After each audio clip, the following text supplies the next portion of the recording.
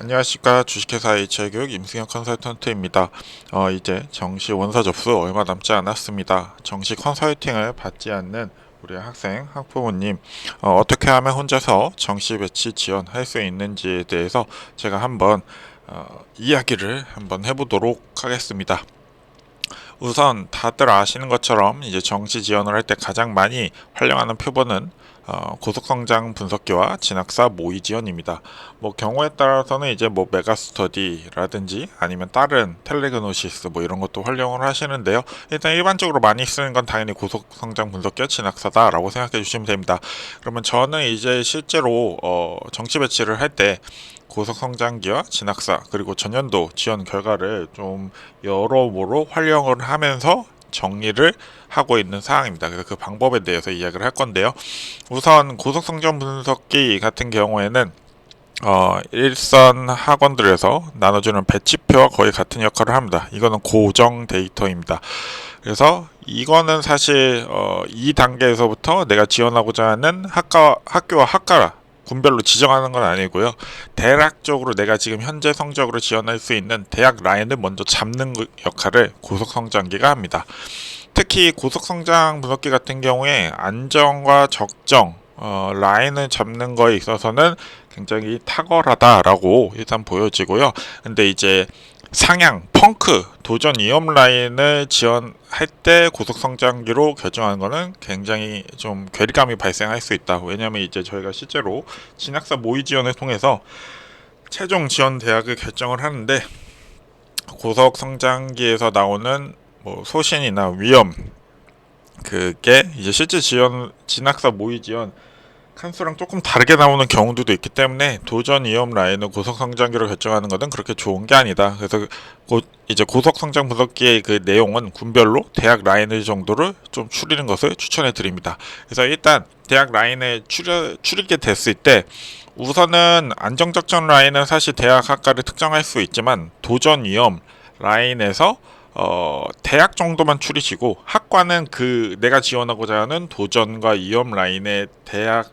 학과를 전반적으로 일단 다 정리를 해놔야 됩니다. 자, 그래서 일단은 대학을 먼저 추리신 다음에 스텝 2 전년도 지원 결과를 이제 살펴봐야 됩니다. 사실 근데 전년도 지원 결과가 금년도에 입결을 나타내는 건 아니지만 그 추이, 경향성은 확인을 해보셔야 되는데요. 뭐 예를 들어서 경쟁률, 70%컷, 취업률 관련한 거를 일단 분석을 해야 됩니다. 특히 이제 안정, 적정 카드를 쓸 땐 뭐 진학사 모의 지원 기준으로 뭐 6칸 이상, 뭐 5칸에서 6칸 이상을 아마 선택하실 건데요. 안정 적정을 쓰실 때는 당연히 점수 변동 폭이 적은 학교와 학과를 선택을 하셔야겠죠. 그래서 저 같은 경우에 이제 상개념 평균 70% 컷을 통해 이게 평균적인 성적이 안정적으로 꾸준히 평균에 준하는 성적으로 계속 나오는 거를 안정적정 카드로 이제 확인을 하고요. 상개념 평균 성적이 커트라인이 심하게 변동치는 경우에는 이 카드를 주로 상향 카드로 선택을 해야 되기 때문에 전년도 지원 결과를 고속성장기를 통해서 대학 라인을 추리신 다음에 한 번 더 확인을 하셔야 된다라고 봐야 됩니다.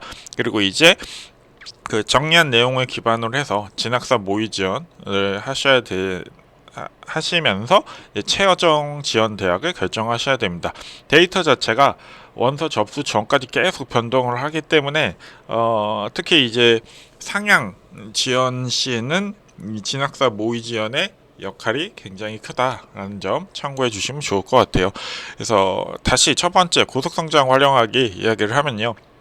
물론 다들 정리하셨겠지만 고속성장 정리 작업을 안정 적정 상향 위험을 이제 본인 점수 입력하시고 안정 같은 경우에 누적 100분위 기준으로 해서 오름차순 상위 한두 개 정도 적정도 누적 100분위의 오름차수 해가지고 상위 한두 개 정도 정리를 해주시면 당연히 좋을 것 같고요. 그리고 이제 상향 누적 100분위 내림차순 하이 본인의 성적으로 가장 가까운 7개에서 10개 정도 그리고 위험도 누적 100분위 내림차순을 하셔가지고 하이 5개 정도 정의를 해두실 필요가 있습니다. 근데 아까 말씀드린 것처럼 고속성장기와 진학사 모의 지원 칸수의 괴리감이 발생하기 시작하는데 특히 이제 안정적정으로 지원하시는 대학은 큰 틀에서는 변화가 없습니다. 거의 비슷한 결과가 나오긴 하는데요. 오히려 이제 상향으로 지원하시는 대학이 고속 성장에서 정리한 상향 위험과 이 진학사 모의 지원 칸수의 괴리감이 심하게 발생할 가능성이 높다. 특히 이제 상향으로 이제 분리한 거에서 좀 차이가 많이 날 수도 있으니까 그 부분을 좀 참고해 주셔야 될 것 같습니다. 자, 그래서 두 번째는 전년도 데이터 뭐 입결 모집 인원 경쟁률 충원 인원 충원율 뭐 관련 인원들에 대한 정리가 좀 필요합니다. 그래서 아까 말씀드린 것처럼 3개년 윗결이 변동폭이 적은 것은 당연히 안정 적정 카드로 활용을 하셔야 되고요. 3개년 윗결 변동폭이 왔다 갔다 심하게 되는 것은 이제 상향 카드로 확인을 하셔야 됩니다. 특히 이제 뭐 누적 백분이 뭐 고속 성장이라든지 아니면 대학 어디가의 70%컷 뭐 이런 걸로 확인이 가능하신데 진학사 연도별 최추학과 추학컷을 비교 분석하시면서 어떤 게 내가 지원했을 때 유리한가라는 부분에 있어서 그런 대략적인 정리가 필요할 것으로 보입니다. 지금 화면을 보시면 24학년도, 23학년 특정 대학의 문과 계열 점수인데요. 24학년도에 누적 백분위가 이제 낮게 형성된 대학들과 2023학년도에 변동이 왔다 갔다 하는 대학들이 있습니다. 학과들이 있습니다. 이제 보시게 되면 24학년도 같은 경우에 뭐 해당 사학과는 누적 백분위가 높게 형성이 되는데 그 전년도에는 누적 백분위가 낮게 형성이 지금 된 상황입니다. 그래서 이런 부분을 꼭 체크를 해주셔야겠죠. 이런 변동폭이 큰 대학 같은 경우에, 그러니까 전년도 입결이 낮은 경우에는 금리들이 다시 높아질 수도 있는 그런 거를 조금 고려를 하시면서 조금 체킹을 해주셔야 된다. 지원하고자 하는 학과들을 전년도 데이터를 통해서 한 번 더 걸러서 정리를 해주셔야 됩니다. 그래서 진학사 모의 지원 이제 이걸 토대로 정리한 대학을 이제 모의 지원 가나다군 모의 지원을 이제 해보시겠죠. 그래서 표본 분석에 이제 뭐 표본 분석을 한다라고들 하시는데 사실 이제 본인이 주력으로 지원하고자 하는 학과의 여러 가지 이제 최초합 인원, 추합 인원, 그리고 칸수, 전체 뚱수, 그리고 최초합 컷과 추합 컷. 작년에 이제 진학사 기준으로의 최초합, 추합, 재작년 최초합, 추합 뭐 이런 걸 이제 확인을 하셔야 됩니다. 근데 이게 같은 모집 단위, 같은 군의 모집 단위 안에 같은 대학의 학과들마다 이 컷들이 다 다양하게 분포가 돼 있죠. 근데 이제 가령 이제 살펴보시면 진학사가 커트라인이 굉장히 높게 형성된 경우들을 발견할 수 있습니다. 그래서 제가 아까 말씀드린 것처럼 고속성장 분석기로 내가 지원하고자 하는 대학을 선택하신 다음에 군별로 이거를 학과별로 이 커트라인이 어떤 식으로 지금 변동을 하는지 보고 지원을 일단 정리를 해 두셔야 됩니다. 진학사는 왜 이렇게 높은 커트라인을 줬는가 라는 거에 대해서 이제 확인을 해야겠죠. 모의 지원자 평균 컷이라든지 최초합, 추합 컷 이런 거 계속 이제 이제 모의 지원 저기 원서 접수 전까지 계속 이제 좀 분석을 해주실 필요가 있습니다. 그러고 나서 표본 분석의 영향, 나보다 높은 점수의 학생이 얼마나 빠져나갈까 뭐 이런 것도 만약에 체크할 수 있으면 좀 해주셔야 되고요. 그리고 나보다 높은 점수의 학생이 최종적으로 얼마나 유입될까라는 부분인데 실제 이제 진학사 모의 지원을 활용하지 않고 지원하는 학생이 최초 합격자의 약 10% 정도가 인원 유입이 될 수 있다. 뭐 이런 이야기가 있습니다. 그래서 진학사를 이제 최종적으로 보시고 모의 지원을 해야 되는 부분들이 있다. 사실 근데 이게 실제 학생들이 모의 지원을 했다고 해서 실제 원서 접수 때 그대로 지원하지 않는 경우들, 이게 소위 우리가 말하는 펑크겠죠. 심리적인 현상으로 인한 펑크가 발생할 수 있기 때문에 그럼 이런 상향 펑크를 좀 캐치하기 위한 방법은 뭐가 있는지 생각을 해봐야 됩니다. 일단은 아쉽게도 작년에 펑크 난 곳은 또 펑크 나지 않습니다. 그리고 비인기 학과 같은 경우에 오히려 펑크가 나지 않습니다. 왜냐하면 이제 대학별로 비인기 학과로 분류되는, 그래서 문과의 어문계열 같은 경우에 다른 학과들에 비해서 상대적으로 조금 비인기 학과잖아요.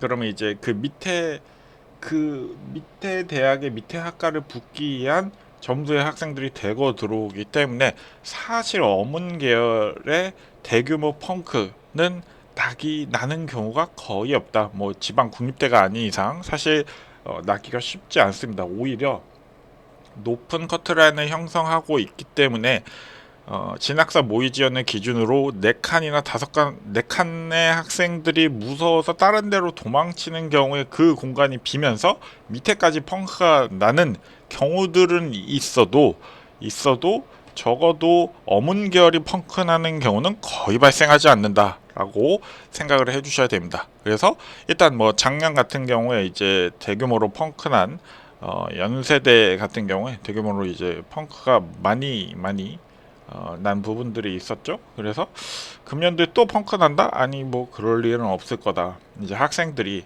작년에 이야기 듣고 대규모로 또 지원을 할 거기 때문에 펑크 가능성은 굉장히 낮을 거다라고 생각해 주시면 됩니다. 그리고 두 번째, 이 학과는 왜 커트라인이 높은가? 자, 막판에 가면 우리 학생분들도 심리적으로 이제 진학사 모의 지원을 할 때 적정 안정으로 쓴 카드들이 5칸에서 4칸으로 변동을 하기 시작하면 4칸이 되면 떨어질 수도 있습니다. 그럼 4칸에 있던 학생들이 불안 심리 때문에 5칸, 6칸으로 계속 5칸짜리로 이동을 하려고 하거든요. 그러면 이 4칸에 있던 학생들이 우수수 빠져나가면 이제 소위 펑크라는 게 발생할 수 있기 때문에, 그래서 이제 비슷한 수준의 학과, 예를 들어서 이제 본인이 뭐 정말 내가 뭐 특정 대학에, 높은 대학에 어문 계열을 만약에 쓰고 싶다. 그러면 예를 들어서 어문 계열 대표적으로 영어, 중어 1어 뭐 이렇게 있을 수도 있잖아요. 근데 뭐 영어가 커트라인이 뭐 700점, 중어가 690점, 1어가 뭐 685점 뭐 이렇게 돼 있다라고 했을 때 이제 직전 커트라인이 높은 데는 오히려 실제 원서 줬을 때 거기로 안 들어갈 수도 있다는 겁니다. 그러면 이제 영어를 지원하려고 커트라인이 높게 잡혀 있기 때문에 이 학생들이 대부분 또 다른 데로 오히려 이제 본인의 칸수가 더 잘 나오는 중어나 1어로 도망치는 가능성이 있기 때문에 오히려 이곳이 펑크 나오는 경우도 있다라는 점. 그래서 같은 계열의 학과, 뭐 같은 뭐 계열 모집 단위 내에 비슷한 학과가 있는 경우에 직전 커트라인이 미세하게 높은 경우면 오히려 거기를 좀 상향으로 지원하는 게 나을 수도 있다. 어차피 이래 쓰는 저래 쓰나 상향 쓰는 거는 마찬가지인 경우라면 조금 도전적으로 쓰시는 게 낫다라고 봐야 될 것 같습니다. 그래서 이왕 상향을 쓸 거면 특히 이제 금년도 수능이 작년에 비해서 굉장히 쉽게 나왔고, 수능이 쉽게 나오면 학생들이 기본적으로 안정 지원을 하려는 경향이 굉장히 강합니다.